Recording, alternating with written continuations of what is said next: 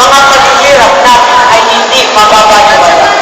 Bagkus ay lalago itong ating buhay, itong ating bansa, itong ating kultura, itong ating buhay na puno ng saya, puno ng ligaya.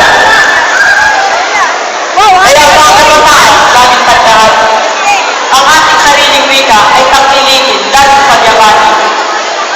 Wikang banyaga, huwag namang kalimutan, gamitin lang ito ng wasto at makabuluhan. Extra si Kung Luis. sinabi ni Rizal na ang di magmahal sa sariling wika ay masawal pa sa hayop at